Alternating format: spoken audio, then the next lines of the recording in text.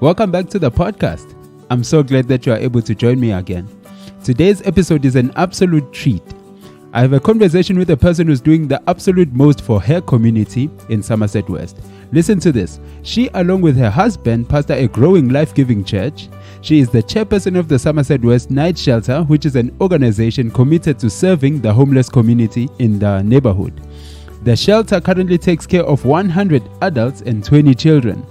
She also leads and looks after the Op Die Plaas, which is a preschool for a farming community in Heldervalley. She also is involved in many other things, including the Church Street Coffee and the Somerset West Street Store. You will find all the links in the episode description below. She is an absolutely busy person, and so it was such an honor for me to be able to have this conversation with her. So we talk today about life under lockdown, homelessness, and launching a new family shelter, why it's better to support a local charity than simply giving to street beggars, the importance of giving homeless people hope and dignity, as well as leading a preschool for children in the farming community. I'm absolutely sure that this conversation is going to leave you inspired and energized to get up and get that project started.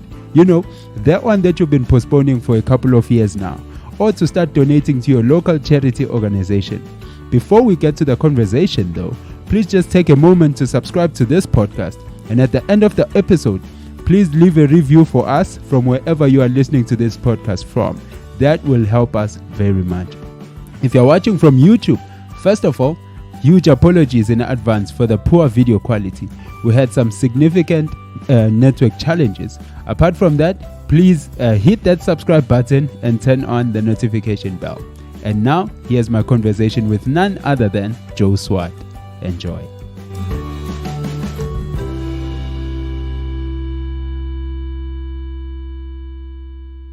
Cool. So obviously, it's a conversation. So we just try to, go with the flow. So we might get through all the questions, or we might not get through all the questions. But yeah. All right. So maybe we can just start with a simple one. How has the lockdown been affecting you guys? Great. So it's been one of the busiest seasons during the lockdown. Been quite different and something totally unexpected in our church life. My husband and I run a local church, and we were coming into the start of the year in April, wanting to celebrate 20 years of being with this local church, leading it.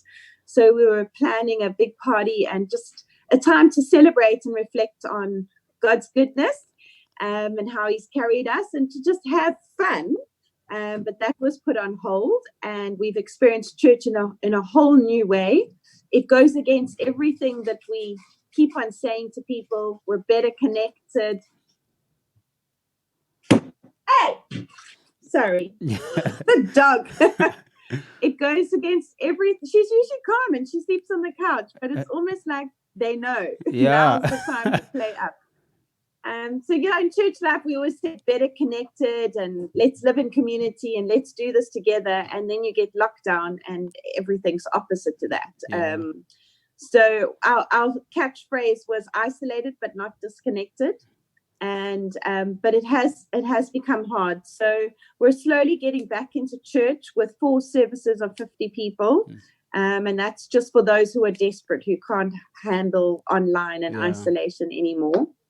So those are, people book it online and they're full. And then our preschool that we run with 60 children, we've got about 20 back in attendance. So that's also back to a slow start. But thank God it's not needed to fold or close, or hasn't come to an end. We're still hanging in there, and everybody's remaining positive. The children have really missed it and really needed it.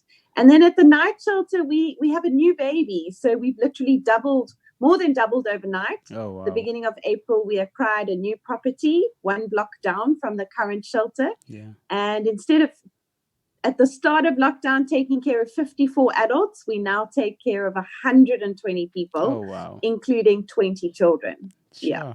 So it's on the church side, it's been different. The creche, it's also been different. But now the night shelter has just consumed all the time and energy for me personally over this last season. Sure. That is amazing. And I think from the church side, we definitely can also relate, as we've all been affected in similar ways by the lockdown. Yes. But interesting enough, you're saying from the shelter side of things, it's actually become more busier than before. Actually, I'm just thinking now, because I saw here when lockdown hit, the government said that they were going to organize shelters for homeless guys. And then so I was wondering if you guys were contacted or were part of that, accommodating the guys that were homeless during the lockdown. So initially we weren't. And a week before lockdown, I'm obviously sensitive and attentive to what the plan is with homeless at all times. Yeah. And I heard our lovely president announce that there would be a plan of action for the homeless. So that was a good week or so before lockdown. We went into lockdown and I remained with my ear on the ground trying to hear what was the plan. There were rumors of XYZ, but nothing materialized. Then a week into lockdown, I heard that a facility was going to be set up in Strandfontein at the sports fields. This crazy dog is going to get the better. Anyway, I've got some treats on my desk, so she's going crazy. Here we go. Angel.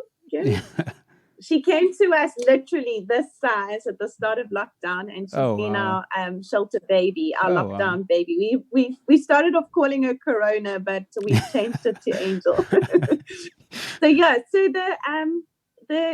there were big tents and mass sites set up in Strandfontein, and in the interim, until that was set up, we just got involved in a local soup kitchen, trying to see the need of the homeless that weren't in the shelter, but that were out on the street and literally locked out of society. And then Strandfontein happened, and we were asked to gather people, which we helped with. But then Strandfontein seemed to reach full capacity almost overnight. Oh, wow. And there were issues of conflict and initial setup problems with the lack of bedding and mattresses and difficulty with food supply. So it was just going through the initial struggle, but they were overwhelmed with people. So ultimately, we ended up keeping every single person that we gathered. We were able to set up additional space at the single adult shelter and send them there. And the families we kept, and then social development ended up sending us more families that had gone to Strandfontein, but it wasn't suitable to have children in Strandfontein. So initially we started with over 90. We literally unlocked the doors of an old unused school site, one block down from our night shelter. And we set it up as best we could. And we're now just over 70 because thankfully we have been able to reconnect some families and send her mother and children to Johannesburg to her mother. So we've had some ins and outs, but the core group of 70 still remain, and this is 4 months in. So it's been quite a journey. Yeah, sure. That is amazing. And then sorry, I'll continue. No. So we were literally asked by social development to take care of homeless families. And we thought it would be for 3 months. We were hoping for longer. They have extended the agreement to next year, March, but we now are busy penning down our agreement for a further 3 years. I see. Sure. That is cool. Is that part of the new family shelter that just recently opened? Yes. Okay. Our single adult shelter has been running for 32 years, sure. And it's set to continue, but now this is a new additional shelter and we are in month 5. Yeah, sure. It's amazing. And then maybe can you just take the time to just briefly describe some of the stuff that you guys are doing? Because you've touched on a few, but I just want a holistic view of the stuff that you are involved in and the projects that you are leading.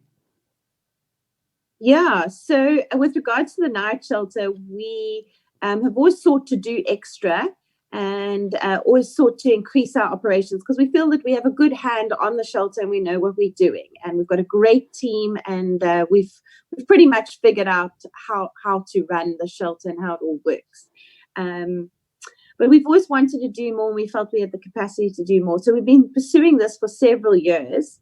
And we were declined on a property last year that we had been petitioning and applying for, and in many sessions to acquire. We were declined right at the final moment. Last year, the dog is shopping in my drawers. Last year, June, July. So we were quite despondent after that, but we just felt that God had a bigger plan, and I didn't know when that was going to materialize.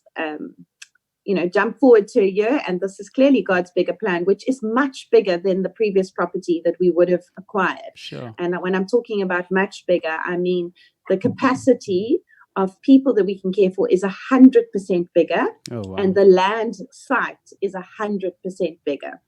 So God has literally given us 10 times what we wanted. Wow. So our hands are full. We now have 120 people on the both sites, but we could increase this up to 150, possibly 170 over time, as we feel that we are able to position ourselves accordingly with the right staff and the right support and finances, and as we figure it all out. At the moment, 70 family units are enough.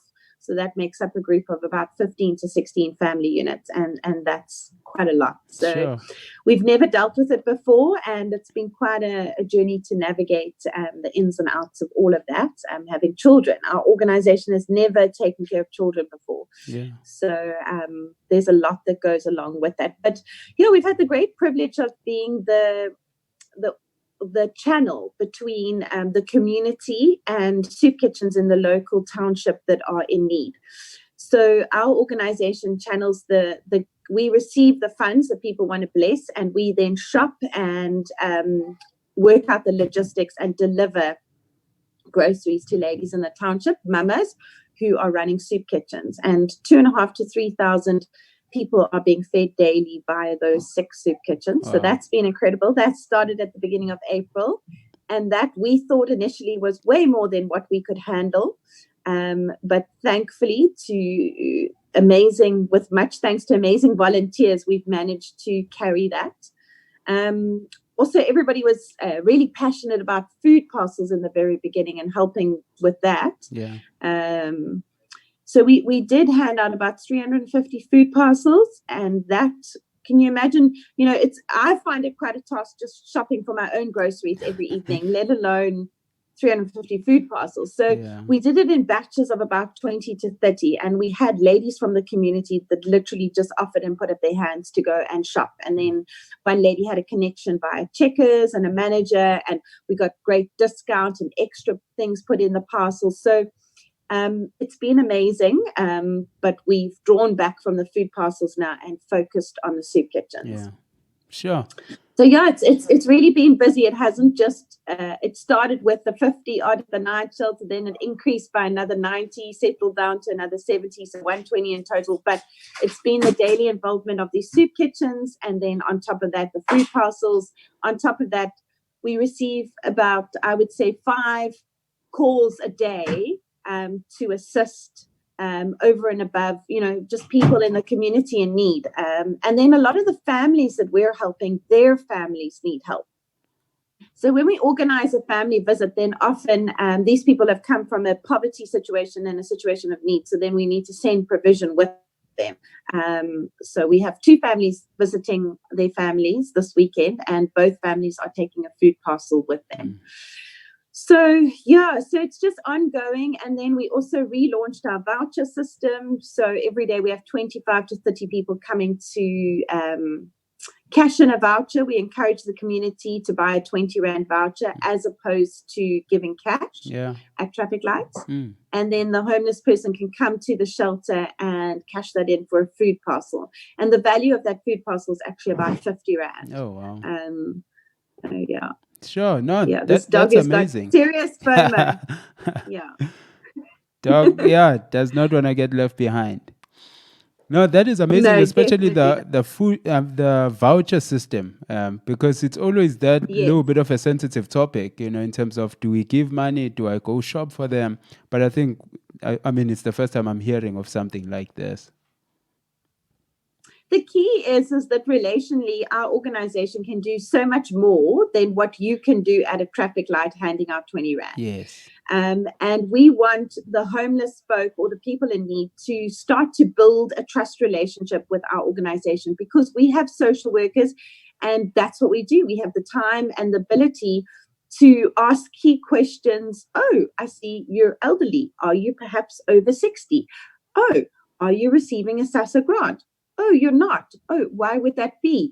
Oh, you don't have an ID. Oh, could we help you get an ID? So we can engage on that level and help them take steps forward, as opposed to just receiving a 20 Rand on the traffic corner. And it really doesn't help. It's a quick fix, but it's not. It has no sustainability or longevity to it, and there's no relationship being built. Yeah. How does it work though? So a person would see a person at the traffic lights, and then how does that work? So then they drive to the night shelter and buy the voucher there. Is there a connection between that voucher and the person they saw at the traffic light?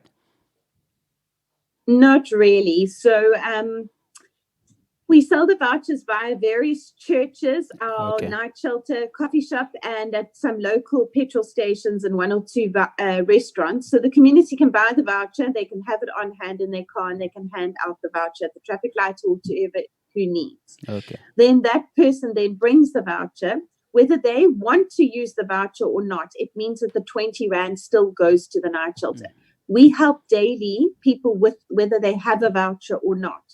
But if they have a voucher, they feel more dignity to the ask, and they feel more entitled, and it's kind of like a barter system. They give us something, we give them something. So it helps with their self-esteem. But of the people, the 25 to 30 that are claiming vouchers every day, I would say a good 5 of them don't have a voucher, but we give them the exact same service that we give those who don't have a voucher. So we will help anybody. They don't have to have a voucher. It just helps redirect the finances to the shelter, who's ultimately helping everybody anyway. Yeah. Wow. And then and also, remember, as the public, you feel really guilty, not to give money, but what do you do? So it helps with this disconnect of what do you do? Yeah. And when you give that voucher, if they say they don't want it, that's fine. The shelter's receiving the money. Yeah. And even if they go sell it, ultimately somebody's cashing it in and somebody's receiving those services and somebody's getting help. No, I love it. But we track the numbers, and we do find that not many are being sold. We do have a good feel for it. And I think the key is that we're giving more than 20 Rands worth of services to the client who's coming in. So they have access to social services, they have access to clothing, shoes, hygiene products, a shower, a warm meal on site, and a takeaway parcel. Wow. So they're not going to sell that because they understand that it says 20 Rand on there. They might get a 10 Rand from somebody or a cigarette by selling it, but actually the value of that voucher is far greater. So they're often preferencing cashing it in themselves and receiving those services. Yeah. No, it sounds really, really amazing. And for me, I think, as I mentioned, I'm hearing about something like this for the first time. But I really think it is definitely along the right path, especially as you've explained it, in terms of what the shelter does and the fact that the shelter is way more better equipped at helping the person who is at the traffic light than just an average person driving by. So, yeah, I love it. Very good. And then on the side, so that's the shelter. And then you said you and your husband are leading a church. Congratulations on 20 years. That is amazing. So sad that you guys were not able to have that party, but I'm sure as soon as situation allows, the party is going to have to happen. Yeah, it's definitely a save the date to be announced at a later stage. We will get to celebrating when the time is right. Yeah, and then you also touched a little bit on is it a preschool with 60 children? Yes, we run a preschool with 60 children in the local farming community, ages 3 to to 7 years, so that includes grade R. And it's been an absolute delight and a privilege to do it for 8 years. These children are they are edible. Yeah. So cute. And yeah, it really is. It's awesome to be involved in giving them the best start to life. And it just came out of us, receiving the message of Tata Madiba, and that education was key for everyone, and that the playing field needed to be leveled, and not just people of privilege needed to advance, but everybody needed to advance, and education is that key. So I just look at my children, and I look at a local township person's children, and I say, well, they should be receiving the same. So that's what we try to do at Op Die Plaas, and we feel we've had great success, and the children do excel when they go to big school and they integrate one in the system. Yeah, the story of the preschool is quite inspiring, because the preschool is actually not just a normal, typical preschool, just serving normal, kids in the community. So maybe you can just take a moment to just explain what the school is about, how did it start, and who are the community that it specifically services. Yeah, so,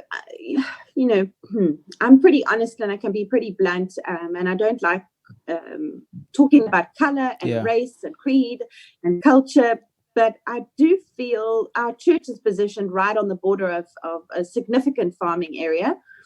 So when we were looking to get involved, obviously the mandate is education from the general push is education. So we needed to navigate. We, for many years, had reached out to the farming community. We were just doing casual things, Easter outreaches. In winter, we would hand out Wellington boots to the children and raincoats for the parents, and food parcels at Christmas time. And we'd try to do what we could. And it got to the point that we were negotiating with the farmer for many years to establish a creche on site, because the children are often left in the care of elderly or young adults that don't have the right dynamic to take care of small children. So we wanted to set up something more secure. And the farmer just didn't seem to be on the same page with that. Again, we didn't understand why we were being blocked and not given the opportunity. But then a site became available across the road, which was much bigger. And we are now there for 8 years. It's a community center, a preschool, a learning center for school-going children. So it's much bigger than just the preschool. We're involved in funerals, weddings, celebrations, educating the primary school children, a good 20 of them, 25 of them when they come home from school.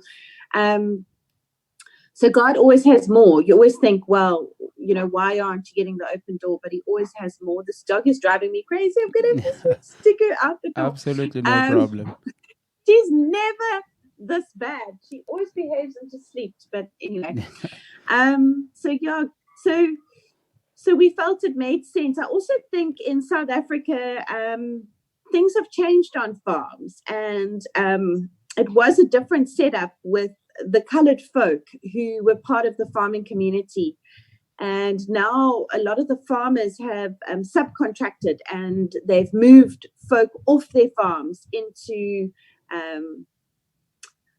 apartheid designated areas. And some folk are still left on the farm, but very few, and they're suffering because they're at the end of the farm, and the farmers transitioned to contractual workers, and now they're living in their father's house, and they have children.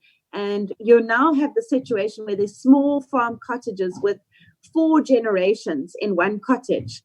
And these children are needing to be educated, and they're needing to be helped up and out of the system. So that's the challenge. So education in those areas is key. We've had the great privilege of being involved in that. Sure. And then one day, one of the local Zimbabwean ladies was on her way to go clean a farm owner's house, and she heard that we had a preschool going, and she came to look at the preschool, and there were about 15 local children. And she said, well, my child, we don't live on the farms, but I'm Zimbabwean, and I'm not happy with the options that I have in the township. Can I bring my child when I bring my child to work to your preschool? And we said, yes, sure.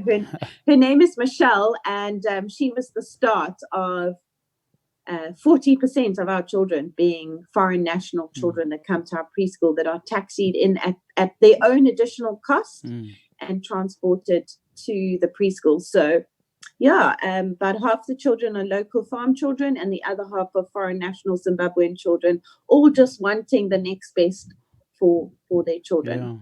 Yeah. Wow, that's amazing. And then the school has been operating for how long? 8 years. 8 years. But it has been a 15-year journey with that community to get to where we are. Yeah. Are there any relationships with some of the kids that have graduated from the preschool and went into bigger school? Yes. And it's just wonderful when we see them and we have the opportunity to connect. So yeah, some of them are in late primary school now, and it's just been incredible. Yeah. So sure.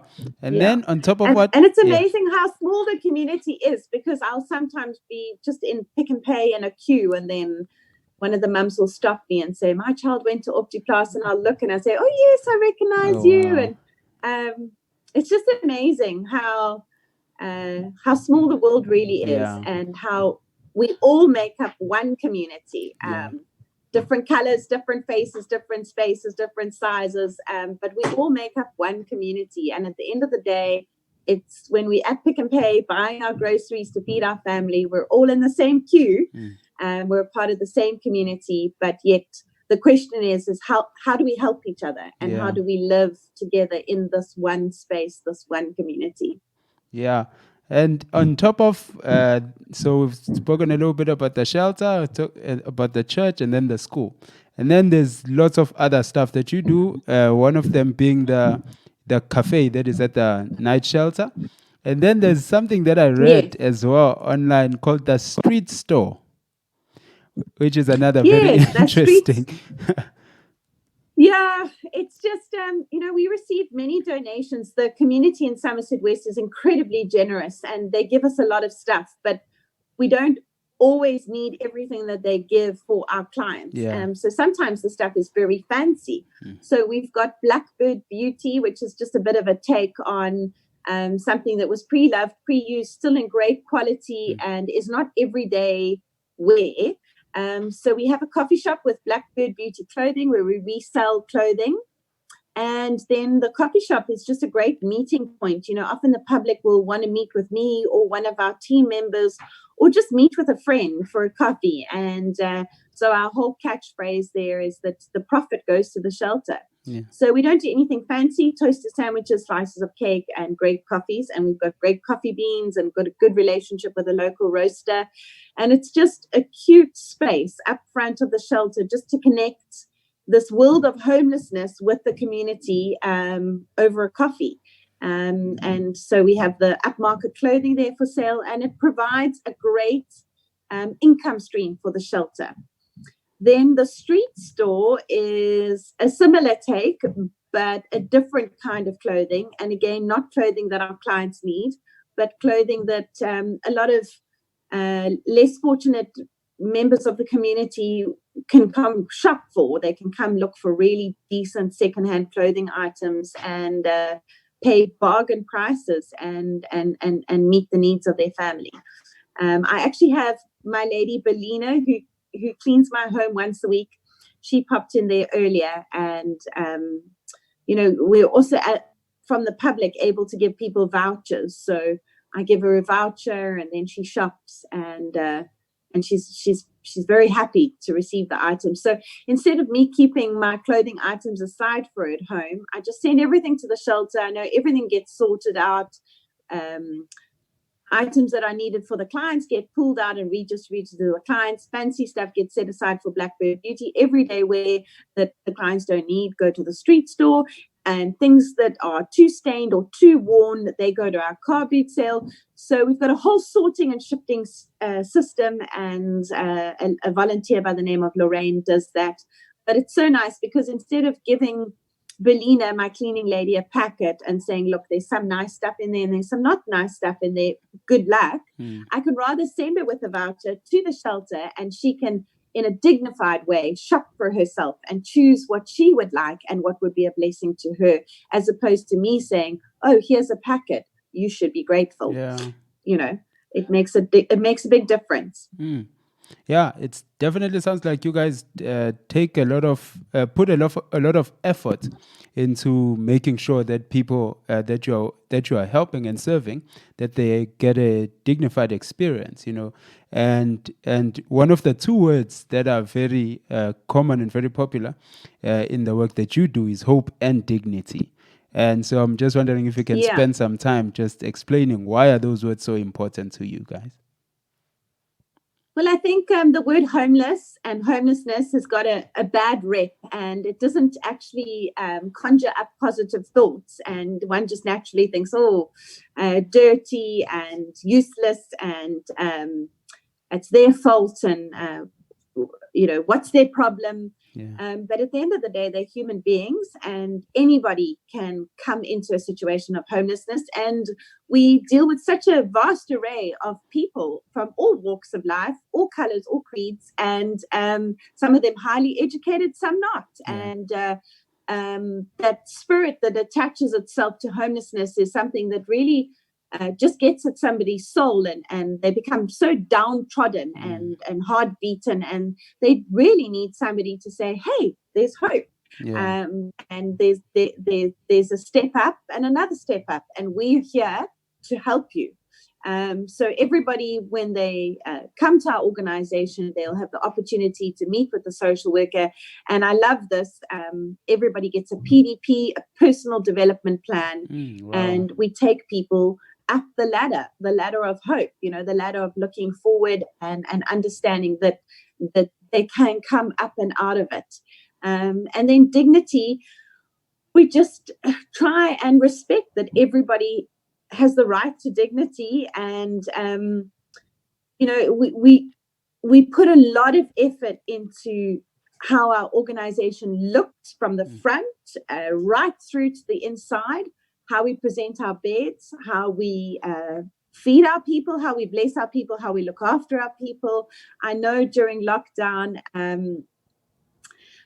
I was commenting to Lorraine, our key volunteer with the clothing, and I said to her, Auntie Lorraine, well done.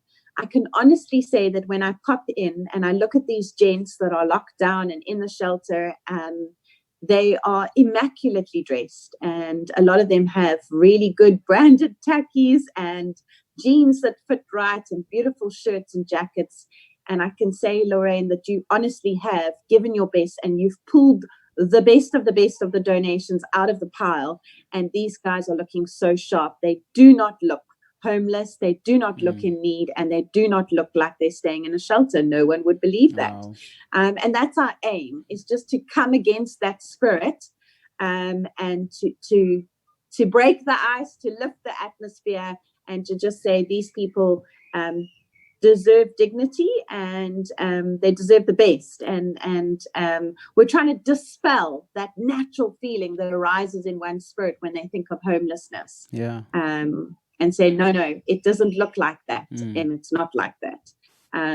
So we can't help these guys with their mindset. We can't help lift their spirit if we're going to give them second best broken. I've got this thing. It rolls off my tongue. I'm like, I don't want broken stuff. I don't want torn stuff. I don't want stained stuff, and I don't want ugly stuff, and I don't want stuff that nobody else would ever wear or use or want. So a lot of sifting and shifting goes through our donations, and from the clients being our priority to the other avenues that we can place these items and earn some finance off, right down to the bottom, where the things that we don't want, we still got a place to send them to a group of people that actually want anything and everything. So everything gets reused and redistributed, but at our shelter, I don't want broken, stained, gross stuff. I want stuff that's dignified and that puts the person in the best light, that puts our organization in the best light. So the atmosphere and the look and the feel of everything is very important. Fantastic. And then is there a process? So for each and every person that comes in, maybe they're coming in for the first time, is there a process that you run them through? And obviously, I would imagine that it would be flexible because the people that are coming from the street don't have any obligation to come and to stay and to sign up and all of that kind of stuff. So is there maybe a process that you try and run each and every individual through? Yeah, so our social workers will undertake an interview process and mediate and try to find out, does the person really want our help? And then there's application forms and a process that takes place. This is not a check-in on Thursday night, check back in on Sunday night shelter. This is you enter into a relationship with us, and it is every night. You need to be accounted for, and this is a set season that you're receiving our care for. It might be a week for some people. It might be 3 months to 6 months for other people. It really depends on their personal development plan and where we are at with their progress and how much they have given. You know, it's not just a take, it's a take, give, take. So yeah, but Wayne, the manager, and myself, if every now and then over weekends we can be flexible and ask the team just to bend a bit and adjust our normal process to take people in if there's a genuine need. And we feel that God directs us accordingly, and our team respect that and honor that. But generally, Monday to Friday during office hours, come for an interview, come and speak face to face, and we'll engage and take it from there. Sure. Fantastic.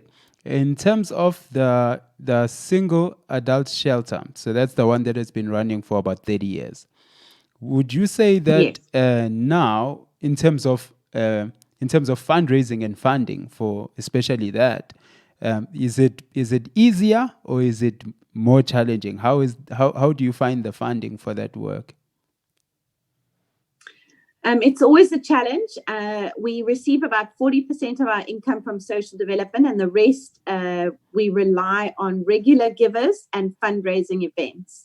So I would say another 20% of our income comes in from regular givers, and that other 40% we have to hold as many fundraisers as possible. So we have 3 key ones. We have an art and wine auction, we have a golf day, and then we have gift wrapping in December. And it's a lot of effort, a lot of work. It's a big weight to carry, a burden to bear, but it's worth it, and somebody has to do it. So we have amazing people in the community that come alongside and help us achieve those goals. But I can say that the season of lockdown, we have not wanted for anything. Sure. God has met all our needs, and He continues to do so, and we've been abundantly blessed. Amazing. Wow. That's great. Do the people that are coming, especially for the shelter, do they pay per night? So no, we do take a small amount off the people who are receiving Old Man SASSA pension grant. But other than that, we literally have about 4 clients on both sites that are receiving that. The rest of them aren't. And no, the amount that we receive from the clients is literally nothing. Yeah. So we probably got an income from a small group that give us 50% of their SASSA grant money, and that's probably 3,000 to 4,000 rand. When our budget is at the moment, it's gone from about 120,000, 150,000 rand a month, sure, to 200,000 to 300,000. Our budget has just gone through the roof, but somehow miraculously all our needs are being met. Yeah, sure, that's great. Sounds amazing. And then, what would you say would be your top highlights? Few highlights in all the years that you've been serving the community. It's hard to sum up. Yeah. But the same thing happens with Op Die Plaas. What I'm always honored and blessed by personally, somebody trying to phone me, so I just push decline. What I'm always honored and blessed with personally, are you there? Yes, I can't see you. It says Joe's iPhone, but I can hear you. Yes, you are back. Okay, there we go. Yeah, what is always a treat and a treasure to me is, I don't know if I'm going to explain it right, but this sorry, I'm just going to have to press decline. Somebody's adamant to try and get hold of me. There we go. Let me start again. Cool. So can you hear me? Yes. Okay. What I'm always honored and blessed with is, I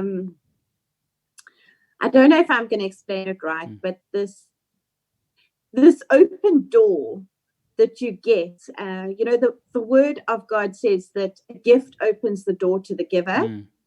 And that is exactly what I receive by being involved in the community. I get to walk on a road with people that I would not in the normal and natural have the privilege and opportunity to walk with. And we might think people are privileged. Why would you want to? Why would I want to walk a road with somebody that doesn't have common dynamics that I have? Maybe isn't the same color, maybe isn't from the same privilege upbringing, maybe their home doesn't look the same as mine. Yeah. There is this clear difference. But the blessing that you receive by being in community with others is far greater than anything money could ever buy, and such a spiritual blessing. And that's what being involved in the community has given me. It's given me where I can stand next to a mother whose child has gone through our preschool system at Op Die Plaas, and maybe her child is in grade 2 or 3 now, and she stand next to me and just thank me and say, it was such a blessing. Thank you so much, Jo. And I think to myself, wow, what a gift to have this genuine moment with this woman where we're on the same page and their child has the same value to both of us. And we get to share the special moment. And then with regards to the homeless, we can't take away from the fact that God really, he treasures everyone and he values everyone, and especially the underdog. The Bible just has got story after story about the underdog, and to have relationship with those that God just he values. Oh, somebody is so determined to phone me. Sorry. It's just such an honor and a blessing if I'm explaining it in the right way. Yeah. Yes. And then are there any biggest lessons that you've picked up?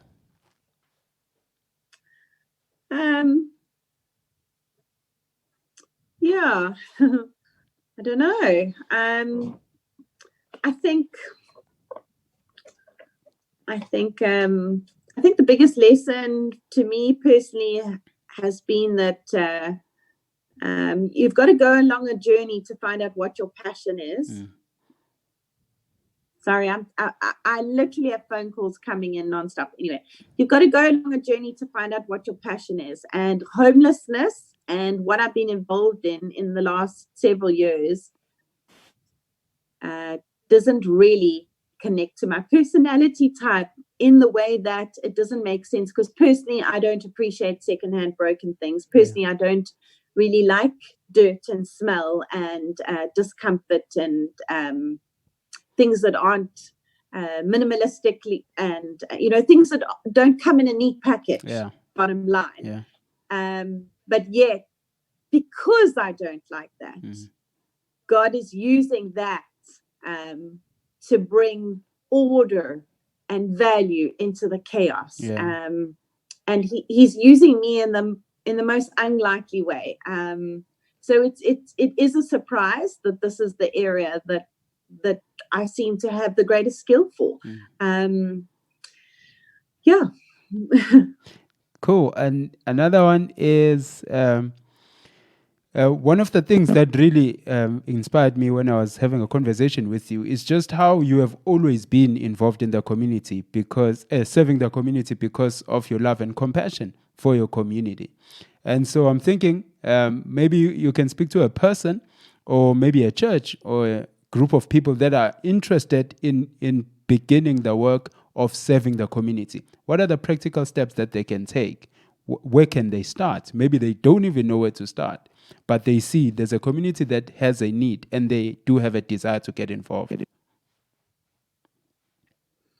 So if I just look at back where we started, it really starts with a relationship, and there are people doing great things already in every community. And it just starts with lending a hand, coming alongside those people, introducing yourself, saying, I'm new to this. We want to come alongside. We want to help. People often think that they need to start an NPO. They need to come up with a name. They need to find a space. That's all great, but it doesn't come right at the start. It comes after many years and after a long process and a significant journey. Sometimes all you need to do is help what's already there. It's again, people just don't get the hint. Yes, we're about to finish. Yeah. Just my key thing is just come alongside what already is there and in place. You will learn lessons in the process. Don't start out thinking you've got to start your own thing. You're on the wrong path if it's all about starting your own thing. Sure. God will decide if it will become yours or not. But there's many lessons and a journey to be had before you get there. Wow. That is valuable insight. And then last question from me is, the last time we had a conversation, you had this massive idea, which I thought was very inspiring. Idea of buying a bus and renovating it, putting some beds in it, and then using it as a mobile accommodation for homeless people. Just wondering how far that went.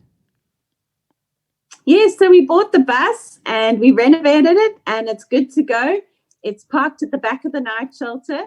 We haven't yet started to use it because of needing a bus driver and additional staff. And we are trying to negotiate with the City of Cape Town. They've got a work skills program and there's people that don't have employment that have certain skills that maybe they can contract to us on an agreement basis. So, we're hoping that that'll come into play soon. Oh, wow. That is amazing. Well done. Yeah, that is incredible. Cool. Any closing remarks? Any closing words from your side?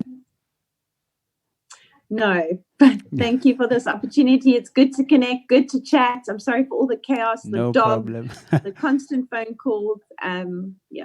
No, thank you very much. Thank you for your time. Definitely appreciate it, especially having tried the other day and it didn't work, and we've now been able to make it work. I don't know if it worked that well today, the noise and the dog, but nevertheless. It is great. I think if you're happy with it, that's great. Otherwise, we can always give it another go. No problem. I think it comes with the territory of working in the space that you work in. So it's great. No problem. Yes. Thank you very much.